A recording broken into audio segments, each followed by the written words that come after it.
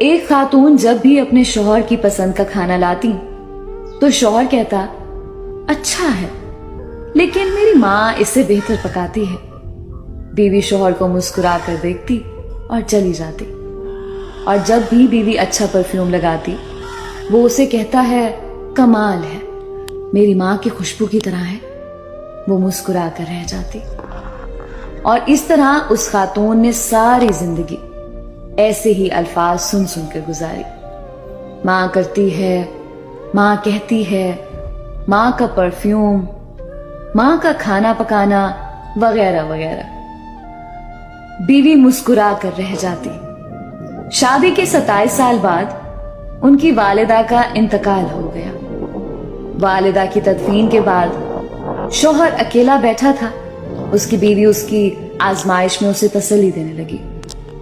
تو اس نے اسے کہا اب تمہارا کھانا پکانا میری ماں کے پکانے جیسا ہو گیا ہے، اور تمہاری باتیں میری ماں کی طرح ہیں، اور تمہاری ہنسی اور تمہاری خوشبو بھی میری ماں جیسی ہو گئی ہے. بیوی مسکرا کر بولی وہ کیسے؟ تو شوہر نے کہا میں نے تم سے 27 سال کی عمر میں شادی کی تھی اور ہماری شادی کو 27 سال ہو چکے ہیں. اب تم میری ماں جیسی سوچ رکھنے لگی ہو. بیوی کہنے لگی آپ ریاضی کے پروفیسر ہیں پھر بھی آپ کا حساب غلط ہے. شوہر نے کہا وہ کیسے؟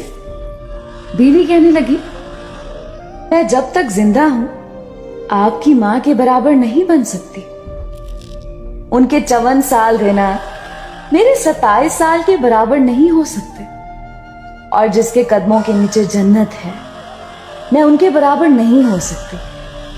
خاوند فرتے جذبات سے رو پڑا اور کہنے لگا کیا تمہیں کبھی میری ماں سے تشبیہ دینے کی تکرار سے پریشانی نہیں ہوئی؟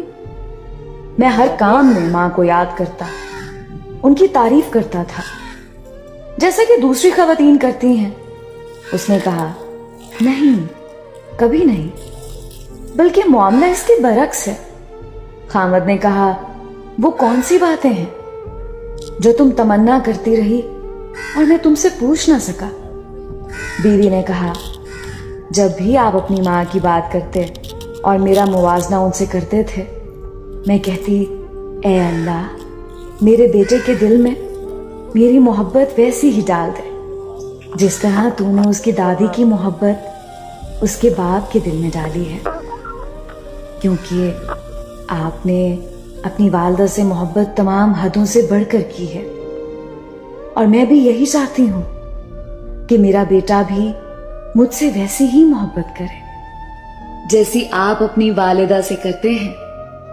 اور میرے سرتاج مجھے آپ پر فخر ہوتا تھا کیونکہ آپ کا بیٹا آپ پر ہی جائے گا.